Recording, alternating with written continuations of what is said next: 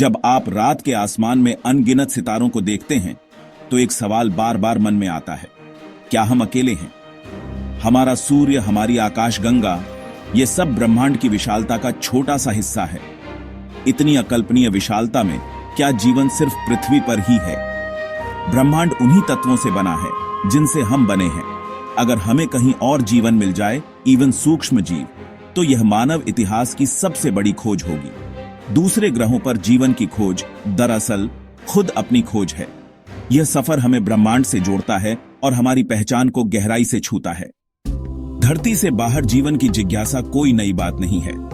प्राचीन यूनानी दार्शनिक भी मानते थे कि ब्रह्मांड में दूसरी दुनियाएं हो सकती हैं। 17वीं सदी में दूरबीन के आविष्कार ने ग्रहों को असली दुनिया बना दिया। 20वीं सदी में फ्रैंक ड्रेक ने पहली बार रेडियो टेलीस्कोप से संकेत सुनने की कोशिश की। यही था एसईटी की शुरुआत।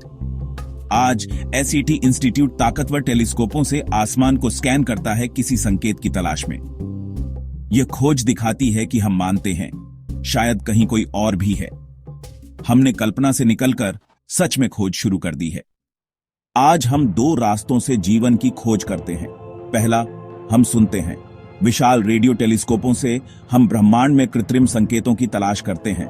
ये उम्मीद है कि कोई और सभ्यता भी रेडियो तरंगों का इस्तेमाल करती होगी। वैज्ञानिक ऐसे संकेत ढूंढते हैं जो प्राकृतिक शोर से अलग हों।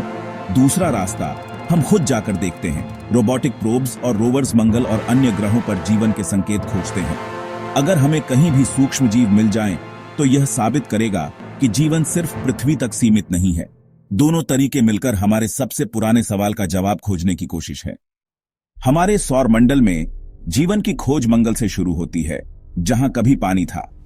आज भी हो सकता है कि मंगल के नीचे सूक्ष्म जीव छिपे हों। बृहस्पति का चंद्रमा यूरोपा बर्फ के नीचे विशाल महासागर छुपा है, जो जीवन के लिए आदर्श हो सकता है। शनि का एनसेलाडस भी ऐसी ही संभावनाएं रखता है।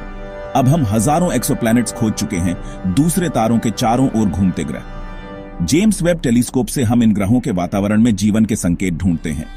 पानी और जैविक अणु ब्रह्मांड में आम हैं, मंगल, यूरोपा, एनसेलाडस और गैसीय बादलों में भी।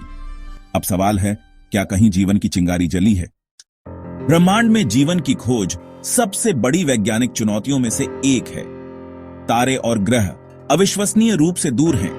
हम सिर्फ दूर से देख सकते हैं। मंगल और यूरोपा जैसे स्थानों तक पहुंचना और वहां जीवन ढूंढना असाधारण इंजीनियरिंग मांगता है।